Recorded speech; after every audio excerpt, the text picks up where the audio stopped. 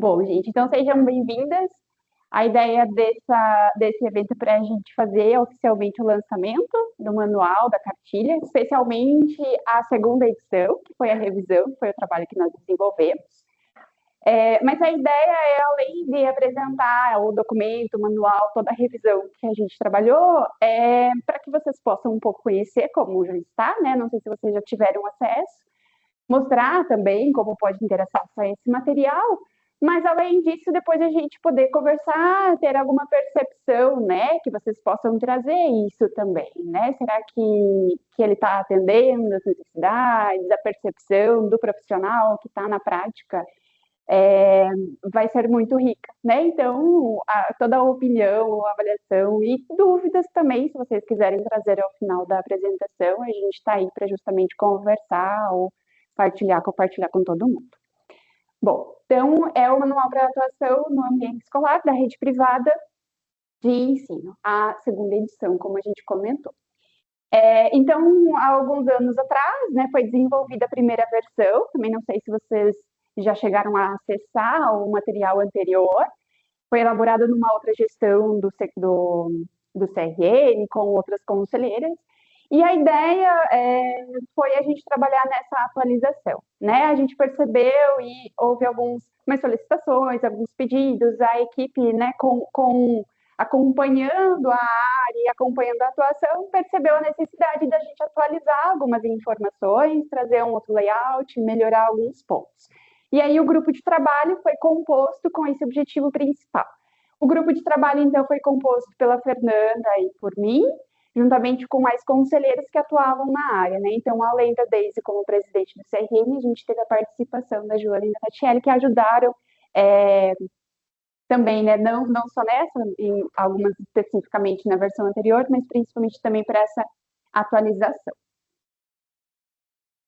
E aí, claro, a ideia do manual, ele vem para apresentar, né, de forma resumida, né, trazer as atualizações científicas, informações, enfim, sobre a atuação profissional dentro desse ambiente, promover essa atualização para esses profissionais e também trazer essa divulgação dessas informações, também com o intuito para atingir as instituições de ensino, né? Acho que dando subsídio para a atuação profissional, para que as instituições também percebam, tenham essas orientações quanto às nossas obrigações, quanto à obrigação do nutricionista, as responsabilidades dentro daquele ambiente, visando sempre também, além de uma boa atribuição, consequentemente, uma melhora na alimentação desses estudantes. Então, o principal é que ele fosse esse guia prático, né, técnico, para que a gente possa trabalhar e fomentar, promover essa melhor qualificação do profissional que está atuando na área, dentro do ambiente escolar. Ele vai apresentar ali um pouco das atribuições, então, às vezes, até para quem está iniciando na área, na atuação, ter que buscar qual é a atuação do nutricionista dentro daquela área, ter que buscar outras resoluções, às vezes pode ficar um pouco perdido. A ideia é dele contextualizar um pouco dessas legislações para a atuação profissional, além dessas bases legais e atribuições, trazer um pouco de ferramentas, né? Explorar um pouco dessas atividades aí com outras orientações que venham a ter que sejam necessárias.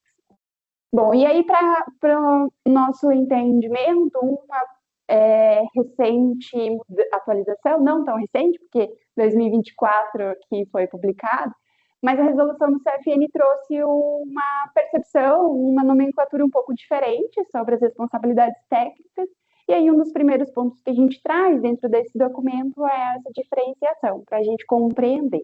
E essa resolução, a 705 de 2024, ela traz essa especificação. Então, hoje, quando o nutricionista ele solicita a documentação, ele tem as duas opções. Ele pode receber a documentação, que é o ARAN, que a gente menciona, que é a anotação de responsabilidade pelas atividades de alimentação e nutrição, ou o ART, que é o mais conhecido, né, que é a anotação de responsabilidade técnica.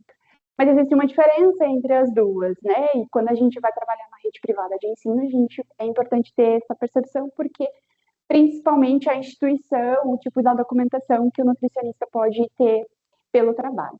Então, o que que a gente costuma dizer? A área que é a anotação da responsabilidade pelas atividades de alimentação e nutrição, o nutricionista ele vai ser habilitado, ele vai assumir legalmente o compromisso daquelas atividades de alimentação e nutrição, mas o local de trabalho, unidade, cliente, a empresa, enfim, ela não tem uma atividade fim que seja de alimentação e nutrição. Então, é um local com uma atividade fim diferente. E o ART é quando o nutricionista assume essa função, essa responsabilidade, esse compromisso legalmente, mas a instituição ela é uma atividade fim de alimentação e nutrição. Então, exemplificando um pouco melhor, quando a gente assume né, o trabalho, a responsabilidade técnica numa indústria de produção de alimentos, de refeições de alimentos, a atividade fim daquele local, daquele cliente ou daquela unidade é fornecer a alimentação e nutrição, é produzir aquelas refeições. Então, a atividade fim dela é essa. E aí a gente tem a documentação como ART, você assume a anotação de responsabilidade técnica. A escola, nesse caso, como a gente está trabalhando, a atividade fim da escola não é fornecer a alimentação, né? Fornecer a alimentação é uma parte dela. Mas qual é a atividade, a finalidade daquele ambiente? Ele vai além. E aí ele exige outras responsabilidades que, como nutricionistas, nós não somos capacitadas e habilitadas para isso. Então, a gente assume dentro daquele local as responsabilidades pelas ações e atividades de alimentação e nutrição que são fornecidas.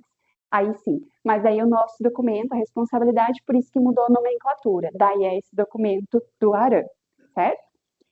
Bom, e aí a partir daí a gente vem trabalhando um pouco mais em relação às atribuições do profissional de acordo com a legislação. E a legislação que a gente tem mais atual é essa de 600 de 2018. Certo. Então, nós usamos como base, né, foi usado para a construção desse manual, qual é o papel do nutricionista numa escola privada, né, na alimentação escolar, a resolução do CFN 600 de 2018, porque lá tem as atribuições do nutricionista nas diversas áreas de atuação. Entre elas, tem os parâmetros numéricos, então qual é o quantitativo de profissional e a carga horária que deve ser cumprida de acordo com o número de refeições, né? Então, aqui na modalidade infantil, ali de creche, né, de berçário, creche pré-escola, nós temos um número de refeições ao dia, um número de nutricionista e a carga horária. Vejam que é número de refeições, não é número de estudantes, né? Então, não importa se é o estudante que vai receber uma refeição, meio período, ou é o estudante que vai ficar integral e vai receber 3, 4 refeições. Então, a gente conta pelo número de refeições. Para o ensino fundamental e médio, nós temos outros parâmetros, né? Então, tem carga horária, dependendo se é uma grande refeição ou duas, então, um almoço ou almoço e jantar, por exemplo. Então, temos a carga horária, o número de nutricionistas. Isso muda um pouquinho para empresas terceirizadas que seguem um outro, né, quantitativo. Esse é mais para empresas diretamente, né, nutricionistas diretamente das escolas. E aí nós temos dentro das unidades de alimentação e nutrição para alimentação escolar da rede privada, nós temos atribuições que são obrigatórias e atividades complementares do nutricionista. E esse é o nosso grande, realmente, guia do qual é o papel, de qual é o trabalho do nutricionista dentro da alimentação escolar. Eu lembro quando eu comecei numa escola, foi o meu primeiro trabalho da alimentação escolar, e eu estava um pouco perdida, assim, do que exatamente eu tinha que fazer. Quando a direção pede, normalmente ela pede um cardápio, precisa de um cardápio para que seja seguido pela cozinheira. Mas, além do cardápio, né, o que realmente a gente precisa fazer? São 12 atribuições obrigatórias, 9 atividades complementares. Então, vai muito além do planejamento do cardápio, né? O primeiro deles é realizar avaliação, diagnóstico e monitoramento nutricional do escolar, né? Então, por meio da antropometria, que é a mais utilizada ali, aferição de peso e comprimento e estatura da criança, é feita o diagnóstico nutricional. E aí a gente conhece o perfil do estudante daquela unidade escolar ou daquelas unidades escolares, né? Ali pode ser um pouco difícil no dia a dia da nutricionista fazer essa realização, né? Toda a aferição de antropométrica, fazer a coleta, passar por um computador, fazer o diagnóstico, fazer a devolutiva para as famílias. E no próprio manual a gente coloca como sugestão fazer algumas parcerias, por exemplo, com universidades, estagiários, algumas universidades que têm projetos de extensão específico para essa parte de monitoramento, de avaliação, né? Então, é uma forma da nutricionista, às vezes, estar sozinha naquela unidade escolar, conseguir fazer todas as atribuições sem fazer sozinha. Além das universidades com alunos de nutrição, tem profissionais de educação física, que muitas vezes podem fazer também essa coleta de dados, né?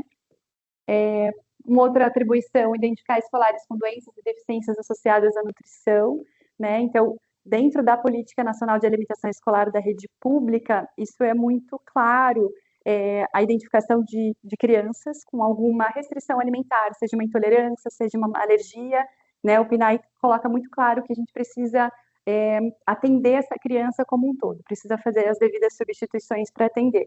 Na rede privada isso não tem muito claro, é muita unidade escolar que vai tomar essa decisão. O que a gente vê na prática é que normalmente são atendidas todas as crianças, né? Então, ou é permitida que a criança leve de casa o lanche, quando é a unidade que fornece a alimentação, ela consegue fazer as devidas adaptações para a criança. Essa identificação ela pode acontecer no ato da matrícula, pode acontecer no momento que é feito algum diagnóstico para a criança.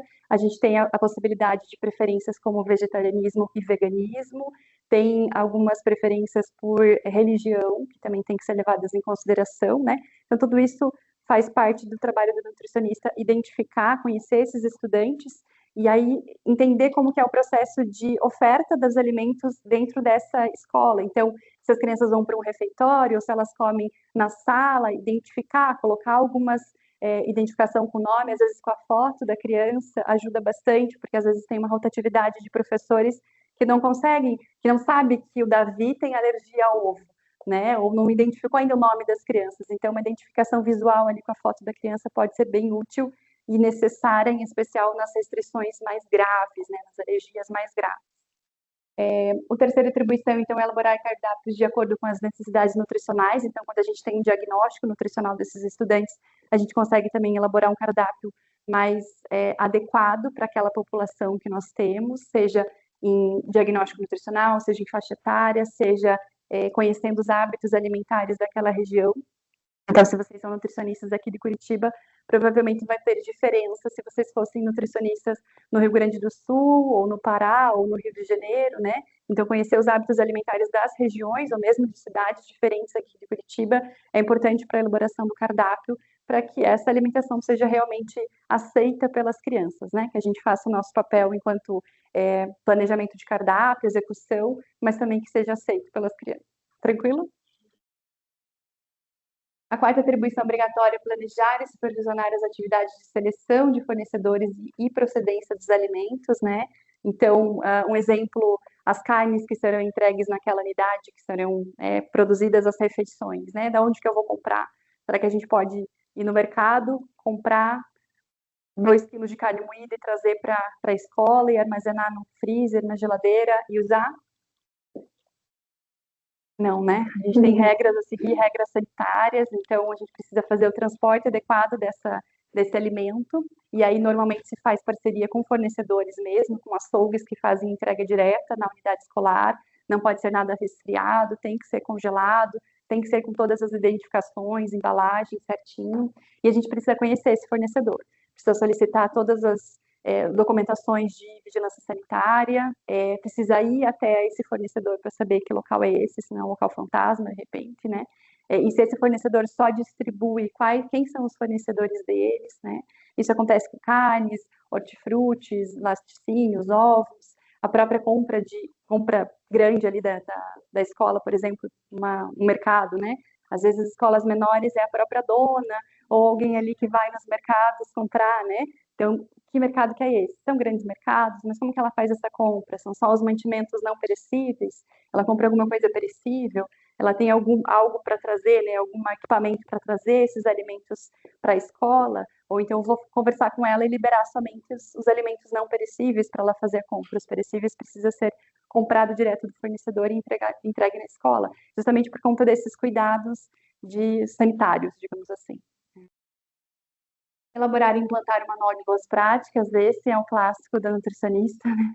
De Yuan, né? Então, se você trabalha no estabelecimento que já tem isso muito bem estabelecido, normalmente você faz atualização, revisão e atualização desse material, mas às vezes se é um estabelecimento novo ou que nunca teve alguém ali como RT, como certinho, às vezes não tem esse manual, não existe, aí você tem que criar do zero, e é bem trabalhoso, porque ele é muito detalhado, tudo que vai acontecer na unidade escolar, né? Então, vamos pensar ali em todos os elementos que precisam compor o manual de boas práticas para que, por exemplo, a cozinheira, a merendeira consiga entender todo o processo de execução de um cardápio, planejar pré-preparo, preparo, fornecimento dessas refeições, em que às vezes uma coisa parece óbvia para a gente, né? De vai ser produzido feijão e lá tem um buffet. Mas e como que ela vai fazer esse transporte desse feijão da cozinha, da panela, até o buffet? Às vezes uma coisa tão simples que precisa ser muito bem detalhado no manual e treinado, porque às vezes o que você pensa que pode acontecer na prática, ela talvez vai estar com aquela panela pesada até o buffet, ou vai estar num pote de plástico que nem deveria estar sendo usado até o buffet, porque não foi explicado para essa pessoa como que vai ser feito esse porcionamento, esse servimento dessa refeição, né? Além do manual, tem a implantação e supervisão dos POPs, dos procedimentos operacionais, procedimentos, meu Deus, esqueci, padronizados, que compõem o manual de boas práticas. Então, ali vai ter detalhado passo a passo de algumas situações que pode acontecer, por exemplo, higienização de utensílios, de equipamentos, precisa estar muito detalhado, limpeza de caixa d'água, se é a própria unidade que vai executar, ou se ela vai contratar uma empresa, o que ela precisa exigir dessa empresa, quais são os produtos de limpeza que ela pode utilizar, qual é a diluição. Então, esses POPs servem, né, justamente para colocar um passo a passo do que precisa ser executado. Porque, de novo, gente, o óbvio realmente precisa ser dito, descrito e registrado. Acho que o mais importante do nosso trabalho é registrar tudo que a gente faz, porque a gente vai encontrar inadequações, nenhuma escola é toda perfeita, com tudo que a gente pede, tudo que a gente queria, mas mesmo que tenham inadequações, que é um dos pontos também que a gente vai falar, é o registro de que você, como profissional capacitado para aquilo, orientou que deve ser diferente. Pode ser uma simples colocação de tela nas janelas, mas que se não existe, precisa estar muito documentado que você já fez essa orientação. Desenvolver projetos de AN, né, de Educação Alimentar e Nutricional para a comunidade escolar.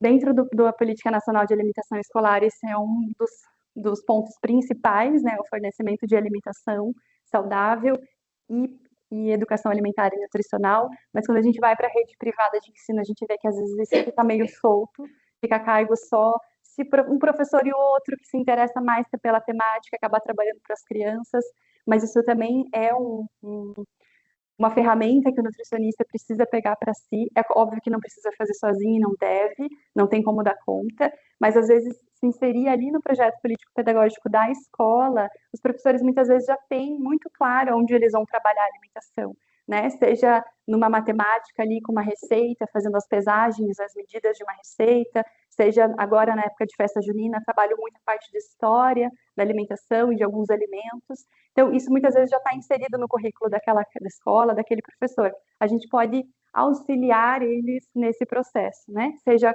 conversando para trazer da parte mais científica, seja participando de fato daquele momento, né? Às vezes uma simples receita de bolo de milho, a gente pode transformar isso numa proposta ali de educação alimentar e nutricional, né? Elaborar e implantar fichas técnicas de preparação, essa é outra briga daí com as cozinheiras, com as merendeiras.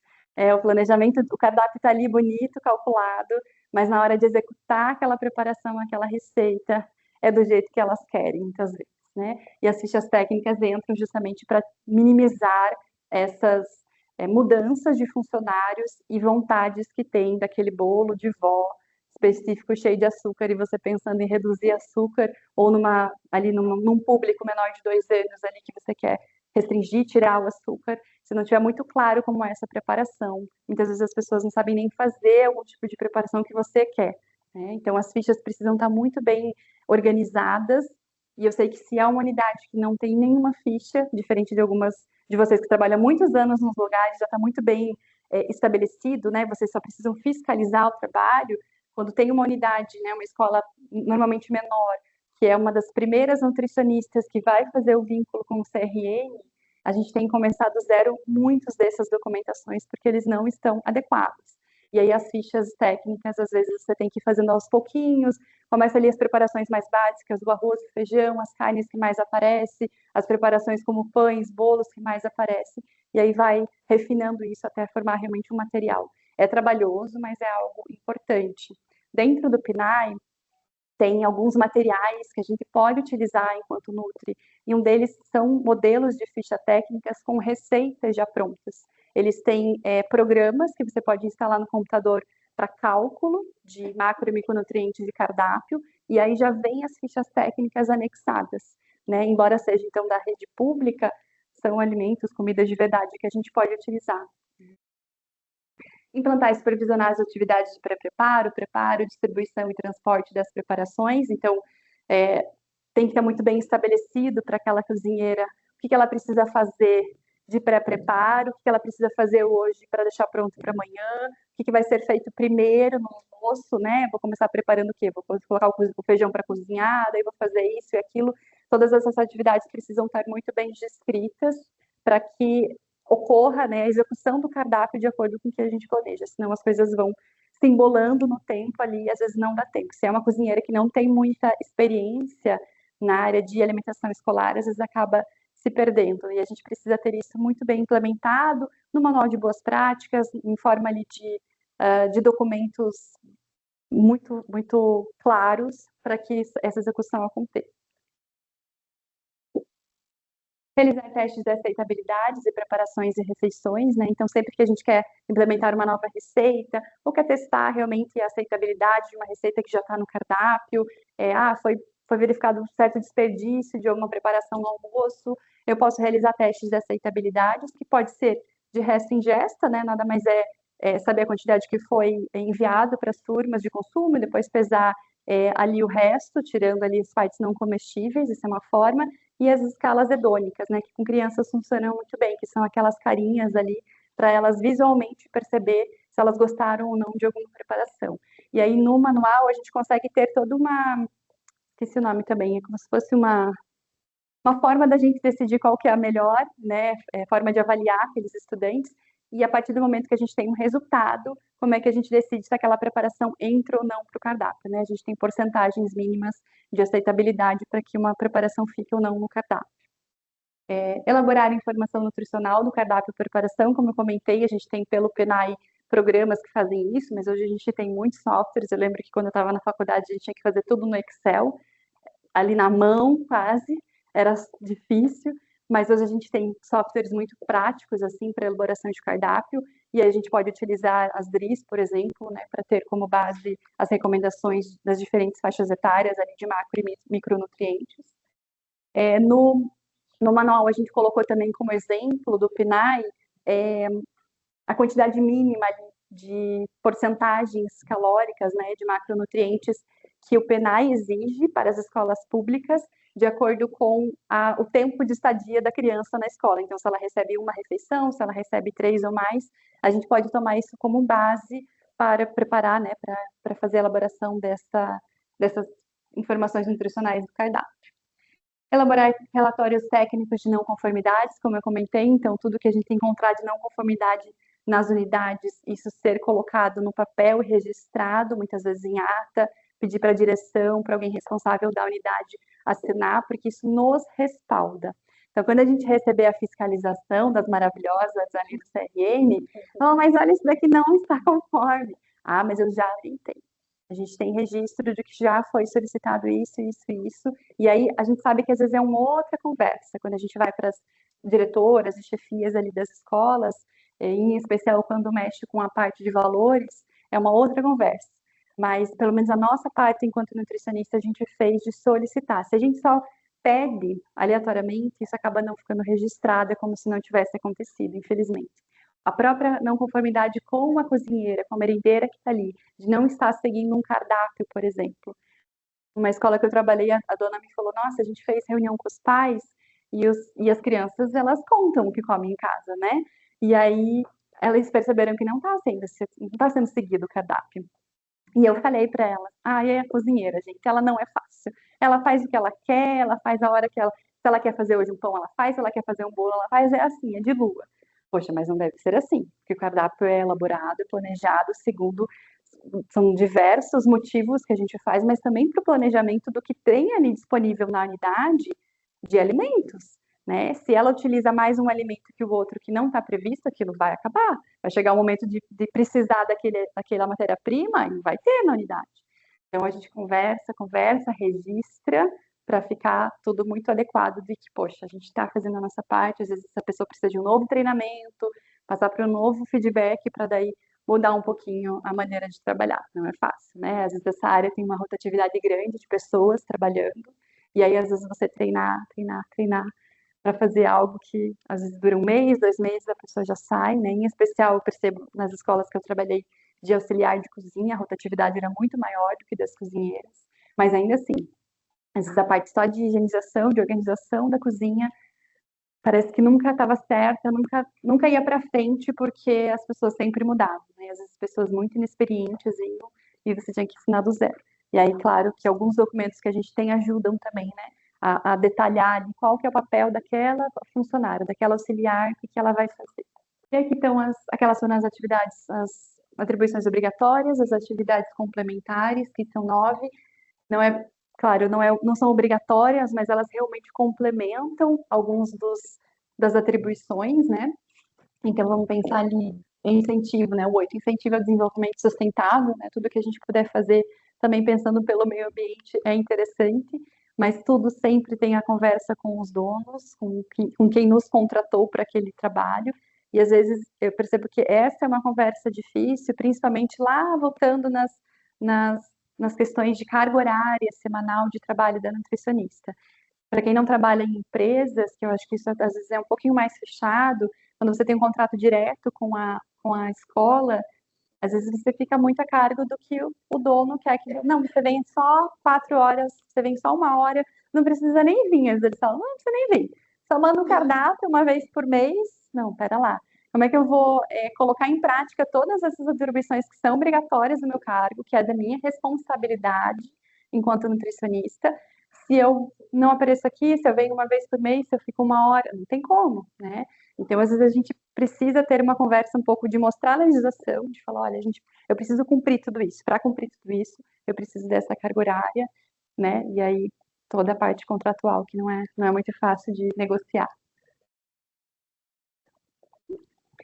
Acho que só para complementar essa parte que a Fernanda trouxe sobre a conversa, né, com o contratante, a gente precisa mostrar muito o que é o trabalho, o que são as nossas funções, o potencial também de como a gente pode contribuir para aquela alimentação, para aquela saúde dos estudantes que estão ali.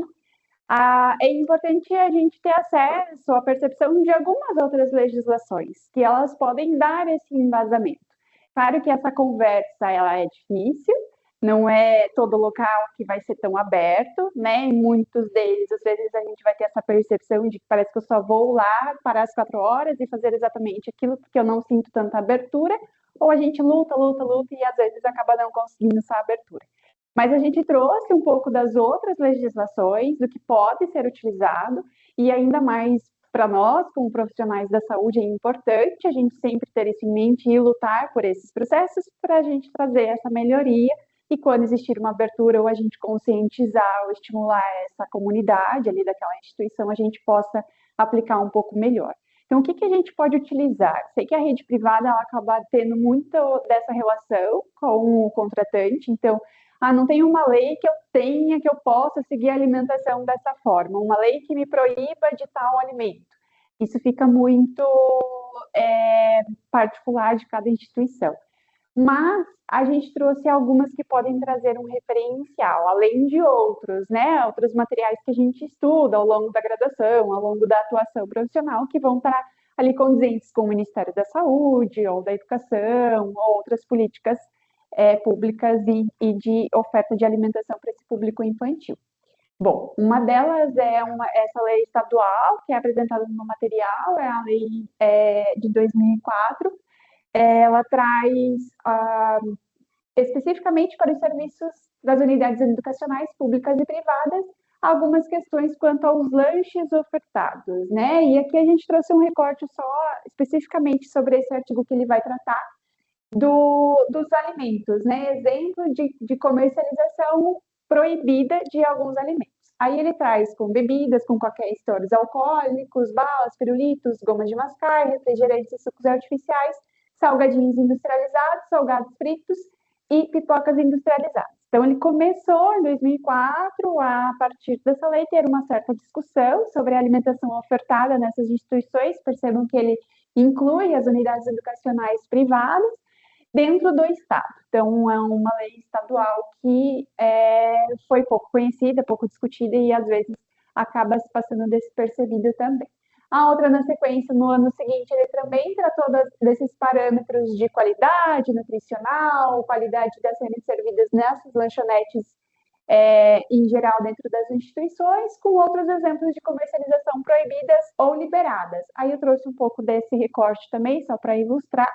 Então, ele menciona os alimentos proibidos, ele vai um pouquinho mais além daquilo que a gente observou na primeira, balas, pirulitos, chocolates, refrigerantes, salgadinhos industrializados, salgados e doces fritos, pipocas industrializadas, e aí ele traz aqui um pouquinho diferente, né? Alimentos com mais de 3 gramas de gordura, a quantidade de sódio, de quilocaloria, que contêm corantes antioxidantes artificiais, enfim, e avaliando a questão da origem e composição nutricional desses ingredientes, desses alimentos. Além de ele trazer essa questão dessa proibição, ele abordava outros exemplos do que poderiam, então, ser permitidos. Né? Então, aí ele trouxe alguns outros exemplos do que poderia ser permitido. Bolachas simples, pães em geral, cereais integrais, bolo de massa simples, enfim, vem uma lista maior, né? Salgadinhos assados, sucos de frutas, legumes, verduras, manteigas, iogurtes, chás. Ele trouxe um pouquinho a mais, um pouquinho além nessa discussão, além de trazer o que poderia ser proibido, mas algumas outras sugestões. Teve também uma outra lei estadual, essa mais recente de 2024, que ele fala sobre as leis de defesa do consumidor, e isso a gente achou também interessante contemplar, justamente pela questão de defesa dos direitos do consumidor, visando, né, aquele público que está ali sendo atendido. A portaria interministerial de 2006, que fala mais da promoção da alimentação saudável dentro das escolas para educação infantil e ensino fundamental, nível médio. Outras resoluções que acabam contemplando, como a da Secretaria Estadual de Saúde, que é a SESA de 2005, com exigências sanitárias especificamente para os centros de educação infantil.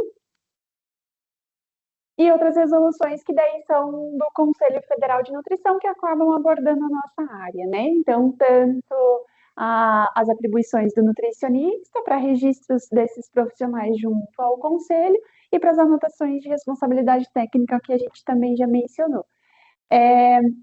Claro, aí aqui eram algumas dessas percepções, e principalmente as legislações que podem estar um pouco mais direcionadas para esse ambiente escolar, da rede privada, mas como a Fernanda comentou, é muito dessa relação com o contratante, né? Então, a gente precisa demonstrar num planejamento tudo que a gente tem para desenvolver, tudo que a gente pode desenvolver.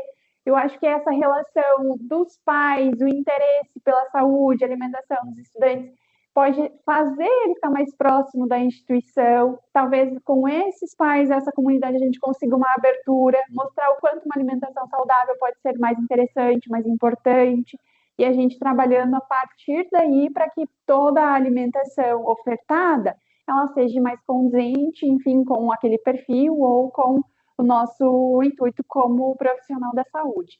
Reduzindo um pouco desses alimentos industrializados, trabalhando nesse cardápio, nessa oferta, para uma alimentação mais natural, uma alimentação mais caseira, uma alimentação com alimentos mais de verdade, realmente. Puxando um pouco, né, para essa questão da parte da alimentação.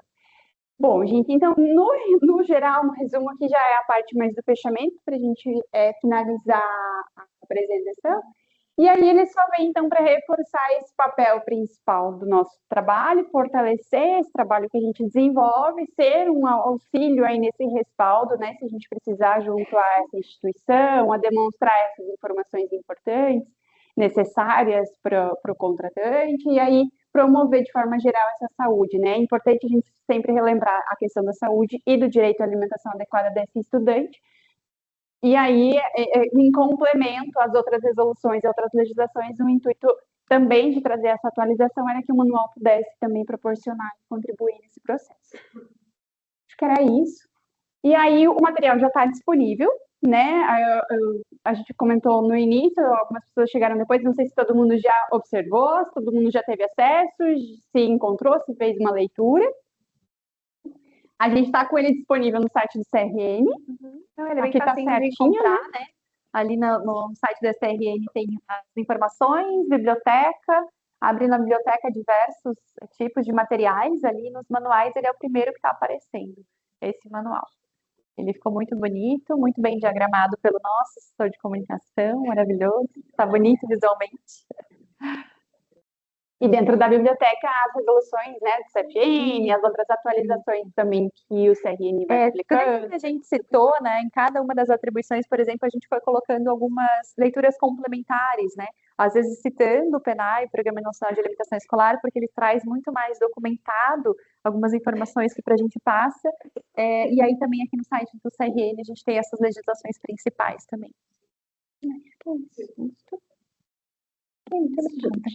Obrigada.